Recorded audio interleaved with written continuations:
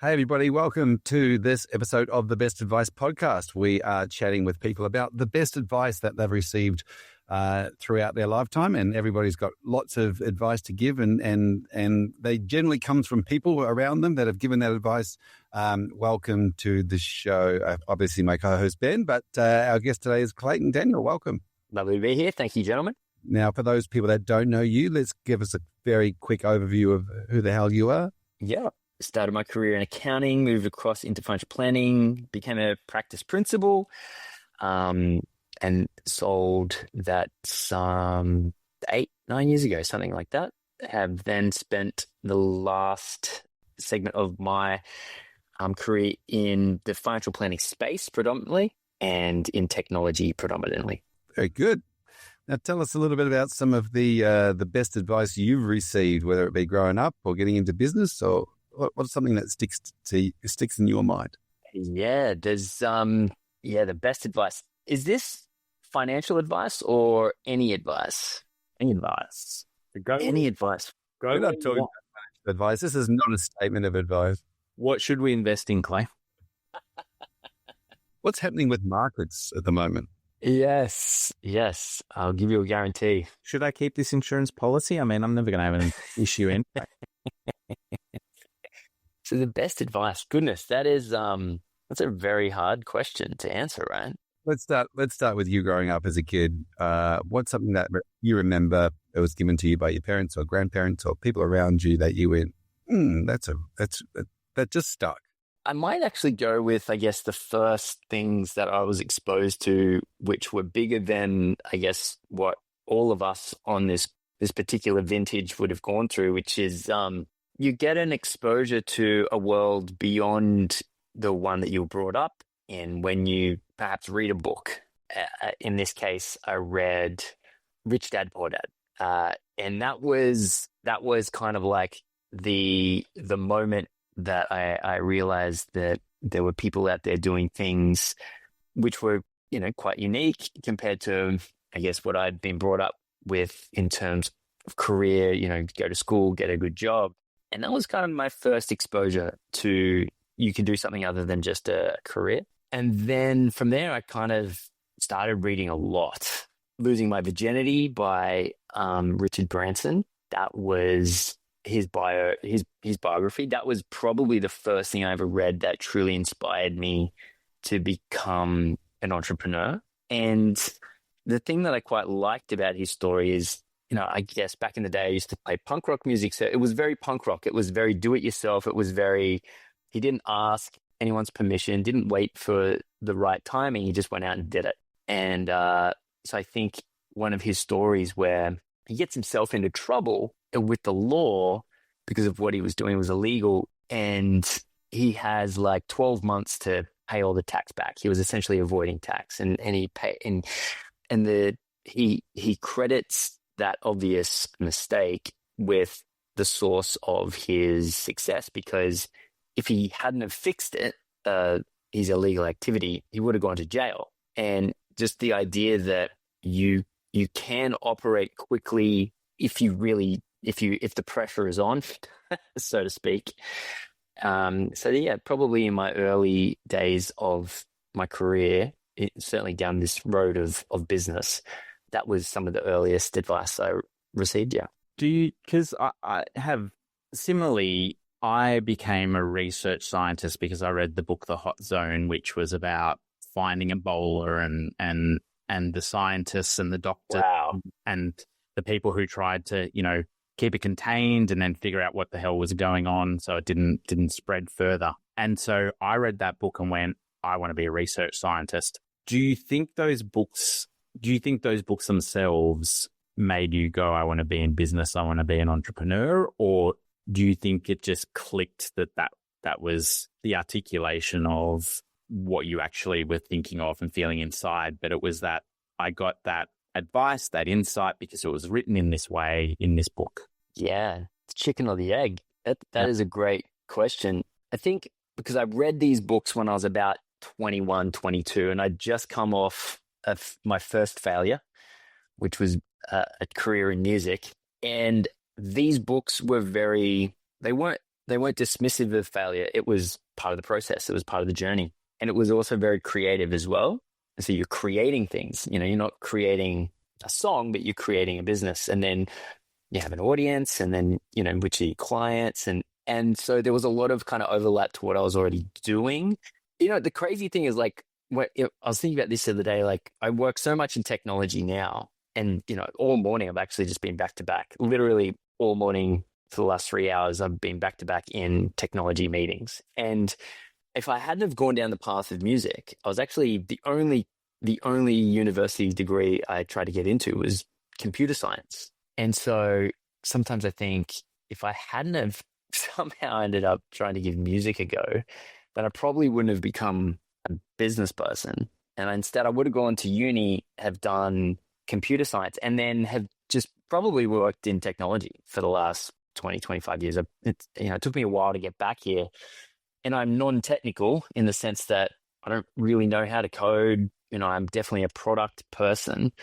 So whether or not, I think it's hard to say. I don't know whether I would have ended up in business if I hadn't done music, and the music led into those books quite easily, or if I would have even been, maybe if I'd gone down the computer route, maybe I would have got bored with just coding pretty quickly anyway. And who knows, I maybe have ended up in business anyway. So yeah, I can't answer that question, but it is a really good question. It's interesting how those books were the influences of the day, right? And those types of, motivational writing or motivational aspects of where we are at that time, and looking for something, finding a book, and then going, hell, you know what, that's influenced me to go down a certain path. I read books as a kid. I were joke books, and so that's definitely the path I went down.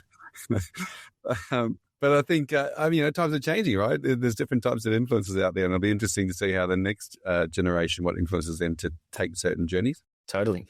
So growing up, you got that. Were there any people in your life that said things to you that stuck and became that influence? Not early on. So early on, I grew up in a really small town, and there wasn't really a lot of great career advice out there. Later in life, all the time. So now I'm surrounded by really smart and capable people. And can I just say you've surrounded yourself with all those smart and capable people? Yes. Yep. Yeah. Wait. What do you mean?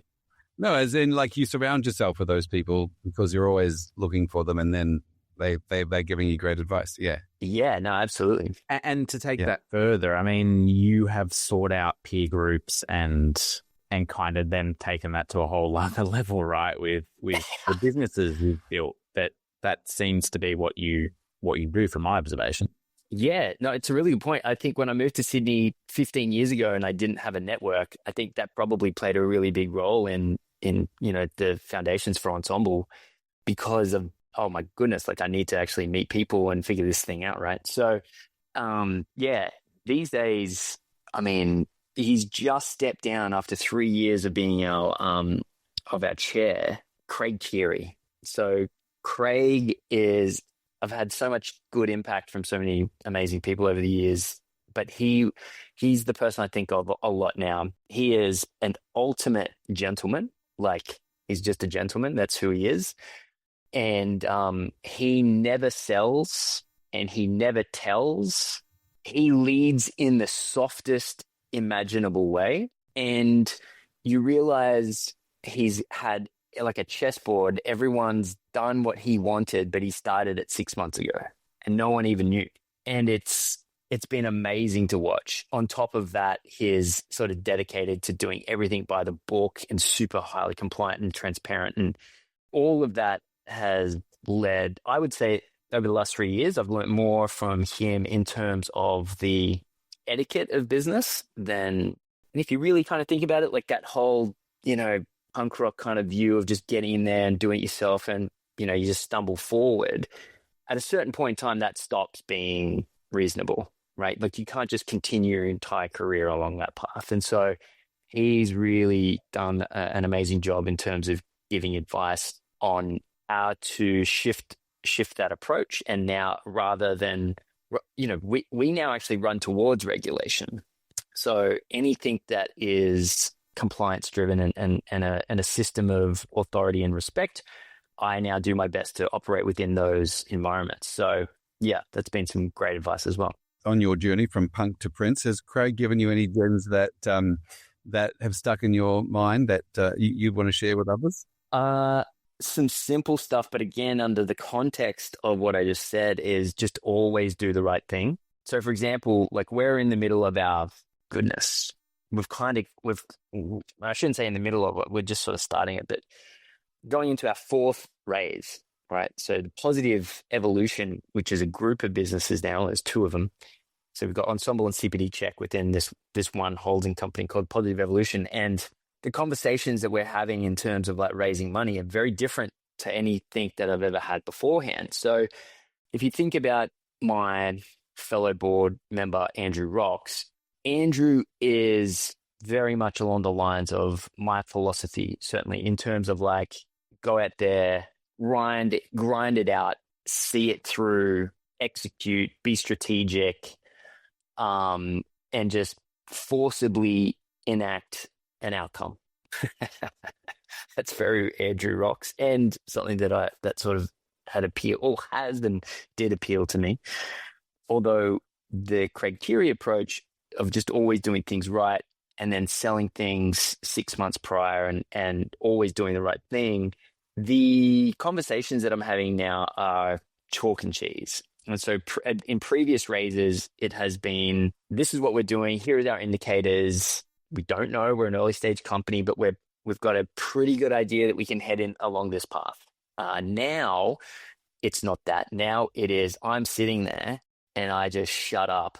And the people in the companies I'm speaking to, they're the ones that have got ideas on what they can do with us. And they're the ones that have the insight and the strategy and the execution. And we're kind of now a proven tool in an ecosystem that can be leveraged in different ways. And that's because Craig had already gone through and had conversations, prior to me ever needing to have one. So it's just a totally different approach. And like yesterday I had this meeting with, it's a genuine story. Flew into Sydney a couple of days ago, lost my wallet, lost it. Goose at the airport. And then I get a LinkedIn message from Bernie. Now, Bernie is this older gent, and he says, mate, I found your wallet. I'm going to be here in Sydney. I'll give it to you. We can do a handoff. And I sit down with Bernie just yesterday, and we're at the bar, and I'm buying him a couple of drinks just as thank you, right? And he's a former CEO of Myers. like he's his current chairman of like the CEO Institute of Australia.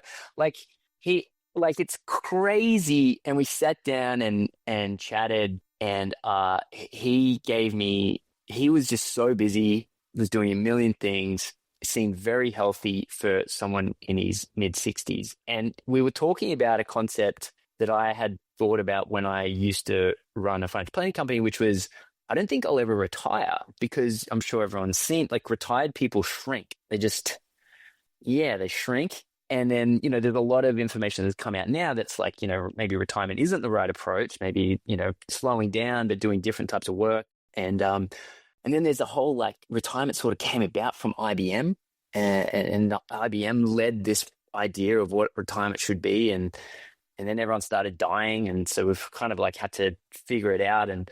But he was so alive. And I sort of had the chance to speak to him about how he had a whole career for 40 years, 50 years, like a long time. And over just the last handful of years, he's now like taken on all of these chair roles and board roles and things of that nature. And he had more energy than me. And we're sitting down. He's like, this is my exercise regime. This is my diet. This is like, and he was hitting me for every single, it was amazing. And like, that just happened yesterday, but talk about good advice. Don't retire would be great advice. It's hard to imagine anyone having more energy than you, Clay, but people have probably heard me say it. My dad's 82 and still working as a lawyer. And yes, he takes more holidays each year. And so maybe it's 30 weeks a year of work rather than 48 these days. But he behaves like a 50-year-old, probably starting to look like a 60-year-old. But he loves it, and it's what gets him up every day, and it's kept him young. And, mum has gone through stages where she's gone, he's got to think about retirement at some stage. But right now it's like, no, I don't want him around. If he's happy working, totally. And it's so much better for him. So I just want to say, Clayton, firstly, what's a wallet? Like, do people still have those? Thank you, Bernie. Thank you, Bernie. Secondly, the initiative of planning that in the Qantas Frequent Flyer Lounge, and knowing that the CEO in the high area is going to find it and return it. That's smart, right? That's really, while doing a raise, really good advice. Just happened to be doing a raise and just happened to leave my wallet in the high rollers room. But I think what strikes me around that retirement comment is people that still have passion and purpose. Like, retiring a job or a career is, at some point, everybody leaves a workplace, but having passion and having a purpose and feeling like you're doing something, I think is a really, obviously he's still got what he believes is passion and purpose for business and can provide advice in that at that higher level boardroom area rather than necessarily getting down into the weeds with individual missions. Yeah. So well done on that strategy. Yeah, that strategy. What would you say has been some of your passions and purposes as you've gone through your career? Yeah, definitely that's changed. I think I was idealistic when I was younger, for sure. I'm just a sucker for that Gen Y, missionary, mercenary approach, right? Like do something good and then make money. And that for me led, I would say, all of my thoughts on business for a long time. I wanted to produce outcomes that delivered not just a neutral result, but something that improved the world. The burden of that, though, is high. It's non-economic. And now that I'm a father and an old man, that idealism, thankfully, I would say has reduced in time. So now I would probably set the standard at I'm okay with a neutral outcome.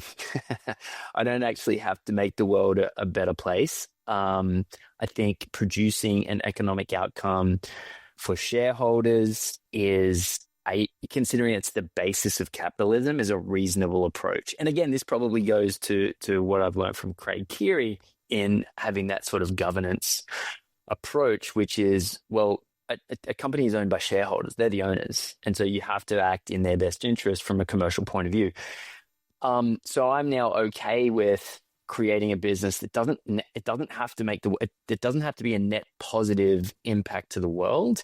It can literally just be, I've fulfilled the role of my job as CEO to my shareholders. That to me now is a very aspirational goal. Which it always was, but it always had to come with this sort of condition of, well, how is this going to improve the world? I certainly wouldn't go below neutral. Like I couldn't create a company that would have a net detriment to the world. So like firearms, gambling, things of that nature, I could never see myself involved in any capacity. But it doesn't. Neutral's okay. Governance is okay. That's probably a bit of a change that I've had over time. Sounds like there's been a change, as I said before, punk to Prince. I'll keep saying that until it sticks. But obviously there's life stages, right? And so I guess my question to you is to your kids as they're growing up. What are you going to recommend they do when they leave school? Are you going to recommend they become a punk or No. Definitely not. There is no need for that. So I've actually thought about this a lot. And, my kids are 5 and 3. AI is just kicking off, right? When are we going to hit it? When are we hitting AGI? I don't know. Sometime this year, maybe next year, maybe in 20 years. I don't know. But it's not. Sorry, haven't the AIs ganged up and recreated Ensombl by themselves? What was that called? Malt book or something? Malt book. That's right. Yeah. That's hilarious. Turns out it was actually mostly human users, pretending to be AI. But there was. Are you sure that's not just the bots trying to distract us? No, there was actually a company behind it. So like every good community startup, they had to engineer their own traction before it naturally caught on. But sorry, what was the question again? About your kids, what advice? Oh yeah, goodness. Well, I mean, you've got to operate in a world now that has AI. So, for example, like I tell my employees that their future employers, because I will adopt this. You're not going to really hire people anymore, like by themselves. It's people plus AI, right? And so, like, how many points of leverage are you going to bring along with you in your portfolio of AIs that you contribute to a company? So, for example, like even my BA Scrum Master, she has now built her own application to handle all of the all of the reporting and gathering all the data for everything, so that when we move into the work in progress table, regardless of you're using Today or Iris or whatever it is that you're using to map where you are, she's created this custom application that helps her gather everything, run analysis, pull it all together, be really clear on, where the work is going, what route it needs to go, what she needs to tick off in terms of, work for every single workflow. And like, I didn't even ask you to do that, but the rest of the team, so my UX UI guy, we lean on a lot of AI to accelerate our design, right? So these days, what would normally take 6 weeks, we can get done in a day, genuinely, right? And so I had this crazy thing happen the other day. Like our top user, so our top license, and the top user within that license sent us an email. She was like, "Oh, I don't really like this thing." Grabbed the email, ran it through our AI to figure out what potential features and benefits we could build to solve for this. Then mocked up a bunch of different potential solutions on what that UX UI would look like, landed on the best one, created the prototype, created the documentation for that prototype, moved it across to the dev team. I said, look, this is our top client, so this is our top priority. Pushed it into development because they had all the documentation and a working prototype, and pushed it into production within an hour of me reading that. Now, that's 6 months ago. That would have taken 6 months. And the reason not because the whole process would have taken, but I would have had to have eventually found its way through the whole system into the backlog and then get through everything and then finally, get it to the top. An hour instead of 6 months. And this is just what's happening in like computers and development. But how's this going to operate, with other jobs? And I can't see, this is a bit controversial, but I just literally can't see how university is going to be useful at all, like even in the slightest, which is the controversial take, right? Like ability to work with AI and make decisions. That's it. Like that's really the last domain of work. So just on that, sorry, Ben, I know you want to jump in as well. Qualifications obviously was, this is the ability for somebody to learn. Somebody has got the ability to learn something, therefore they can come into our office or workplace and maybe learn and be a good learner and how to do their job. Yeah, stick to something fortitude for sure. Lots of positives. The question now is rather around what qualifications do you have? It's like, how do you use AI to make you superhuman? Totally. Sorry, Ben, you're going to have to contract. No, I want to disagree a little bit. In the episode before this one, we were having a conversation about a boat breaking down and going with the cheapest labor, going with the second cheapest labor, and ending up needing the person who costed hundreds of $1,000s more. And all they did was come in and bang a wrench on one spot twice, and the boat worked.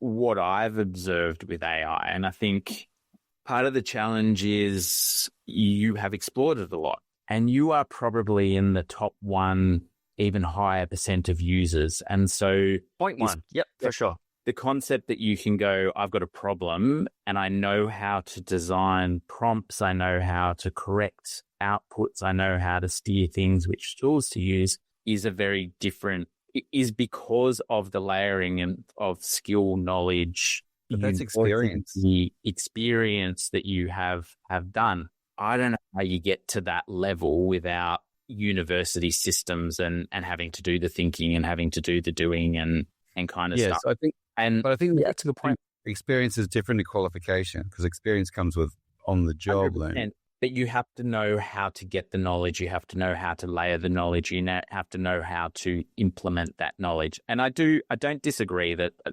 university will probably be different in 5 years' time, 10 years' time, 20 years' time. But that there's something about that ecosystem and process. I mean, case in point, like I've created a CRM that's perfect for me. Yeah, awesome. Couldn't, and I don't know anything about coding, but I've been able to vibe code it, and it's built for somebody with ADHD and so good. Somebody who has this jigsaw puzzle career or Lego block career that comes together in different ways. Nobody else could use it. Nobody else could understand it. I'm not going to destroy Salesforce with my little vibe coded CRM. Totally agreed. But it's awesome that you've done that, and it's a perfect example. Like you can now use that for the rest of your career.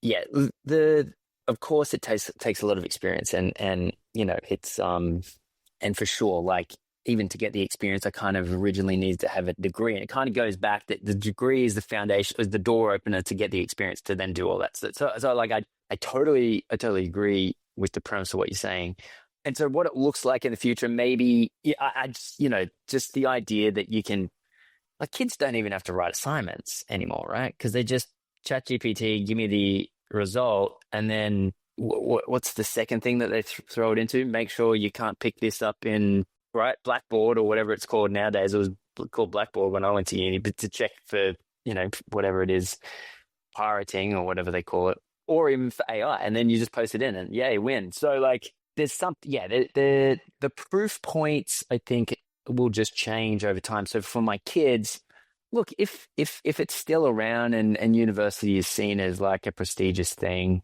I'll definitely eat my words. But for me, it's just going to be a case of like, I just want my kid, no matter what they're doing for work. I also think in the future that humanity will become a premium, or service will become a premium. So like, client service and customer service is it's kind of seen as sort of, like a low skilled attribute now. But I think in the future that it's going to be a high value skill, because people aren't going to be doing the work, but humans are still going to be decision makers, gatekeepers. They're still going to be like, until we want to eradicate ourselves from like Earth, we're going to. Are you saying kind of like AI is very much, or technology is very much around the IQ piece, right? It's really pushing into that IQ side of it, and the EQ is the part that it can't quite do yet. So if you've got EQ and you use you add your tools and devices to give you the IQ, and you're going to be more successful. Totally. So like even if it had better EQ, that wouldn't even matter, because I wouldn't be able to push the fat on their cheek. Like it's, I can't test if it's human, you know what I mean? Like that's going to be worth something. So far, I'm sure you get those ones at home soon enough. Well, but that's what I mean. Like I don't want to sit down and have coffee with a robot.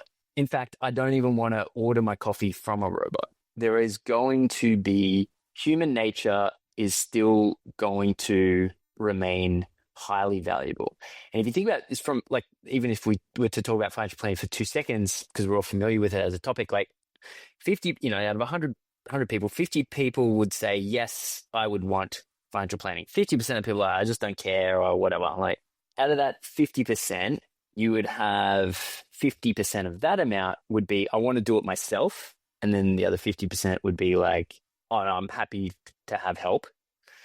And then out of that 25% now, so 50% of those people are happy to do, tools, like a low-cost robo advice tool, but, I'm getting support from a system at least, and yada, yada. And then 50% of those are now help from a human. So then you're at about 12.5%. And then, as it stands now, only 50% of that cohort can afford it. And so you're down to kind of like 7% of people getting paid for advice. And so that 6 to 7% of people, let's call it even the whole 12%, they're always going to want the advice. They're always going to want the person because that's the decision chain to get there. But advisors, I mean, when I speak to an advisor now and they say, hey, like what tech stack should we use? I go, what? Ben Marston's out there building CRMs, mate. What are you doing? Like realistically, everyone should have, it's just too easy to build your own tools. Now, not everything is just going to be built internally, and data. I know we've all been saying this for the last 10 years, data's new oil, but genuinely that's going to become more true than ever. The data is going to be very valuable, and so your tool will need to interact with it. But people should be building their own stuff. Like realistically, people should be building their own stuff. It's a tricky one in the world of cyber, Clay, when it comes to 100%. When it comes to first and foremost, like, yes, I spend half my time and my top devs are all in cybersecurity. But if you're just building it as an internal tool, and let's say you build that internal tool within a Microsoft environment with all of the so there's basically no doors in, or at least if you've got one door in, it's a very shut door and it's not a public URL and you never promote it, and it's not, you can do a lot to reduce those risks for sure. Yep. So tell us about going into business, and anybody thinking or looking at going into business in the future. What tips or advice do you give to those people about starting their practice? Yeah. So, and this is the crazy thing is with technology, and we're kind of talking about it now, but the crazy thing about technology is always been written, created by, surprise, surprise, technologists, right? However, being a subject matter expert has a huge amount of value. I would say now more than ever. So getting into business, I think at the end of the day, like the limitation to creating efficiencies and effectiveness within your company is only limited by how well you know your own process, how well you know your own value that you deliver to clients. And so for those that are getting into business and let's say launching their own financial planning business, be clear on what it is that you want to deliver, and then automate all as much as possible in the back end. And it's going to do two things. It's going to save you a bunch of headaches, and it's going to massively reduce the price to deliver advice, which then does two things. You can either reduce the fee or increase your profit. And so if you want more clients or a different segment of client, you can reduce. And if you want to maintain or even push to a higher client, your profit margins just go through the roof. And so, yeah, like if I think back to when I had my financial planning company, it was, man, like it was so rookie. Everything about it was rookie. It was my very first business. And like, I thought marketing was putting your logo on a golf ball. Like I thought that's what marketing was.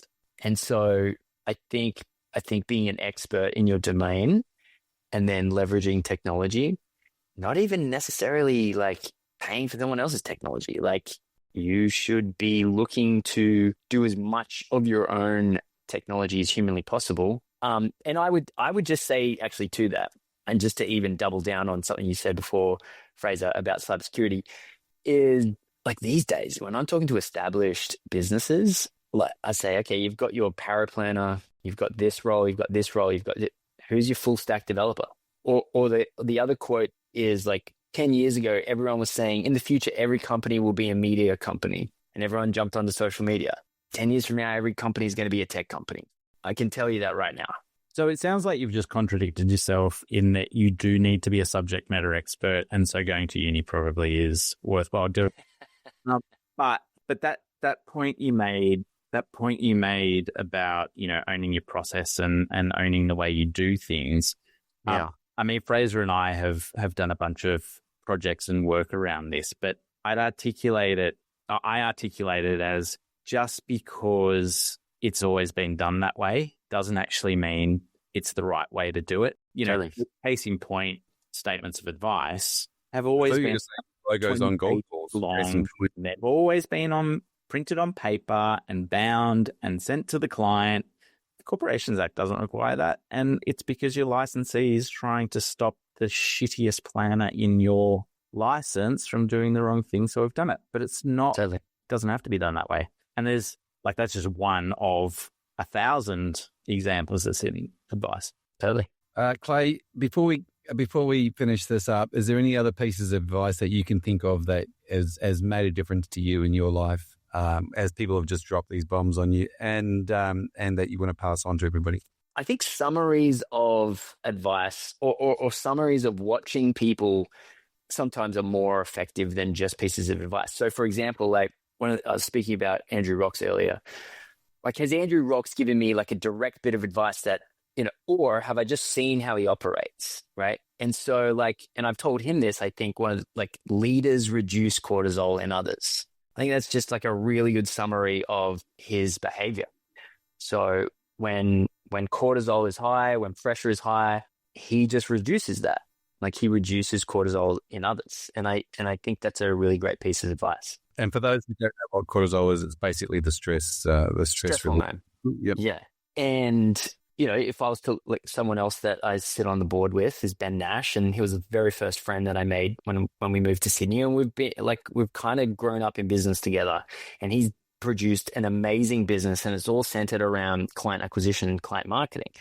And if you go back to now he's, obviously I think probably the most followed financial planner in Australia or whatever it is, but 6, 7, 8 years ago, when he was just figuring this out, he said, I wanted to create my own reign, right? And so we launched our businesses pretty much at the same time he stayed on. I went down the BNI route. So I joined a BNI, business networking, and so the idea of giving referrals was a really strong argument for me. And I thought that would make sense. And he was like, no, I don't want to rely on anyone. I want to make my own reign. And so I would say understand client acquisition is probably the number one thing that any company should be focused on. What is your client acquisition strategy? And it shouldn't be a guess. It should be this exact thing. And nail it. And there's so many different ways to get clients. And there's so many different types of strategies to do it. But just be really, really clear on client acquisition. I think that is probably the most important thing. So yeah, they're probably two of the more pertinent types of advice. Yeah. Yeah, that's very cool. Make your own reign. Yeah, work out where all these new clients are going to come from, and it brings us back full circle around to influence and influencing and influencers as a comment. Well, thank you for coming on the show, Clayton, from Punk to Prince. And we look forward to chatting with you again soon. If somebody wants to reach out, how can people find you? Where will they find you these days? Find me the exact place that our friend Bernie, the former CEO of Myers, found me, and that is on LinkedIn. And thank you, Bernie, again. Fantastic. Where are you going to, just before you go, where are you going to leave your wallet next? Who are you looking to meet? That's probably the right advice, right? Leave a wallet in Qantas as a networking strategy. Yeah. Find the right room, leave your wallet there, and see what happens. Yeah, no. If you ever find yourself lucky enough to be in a room surrounded by smart people, leave your wallet. Yeah, that's a great one. Yeah.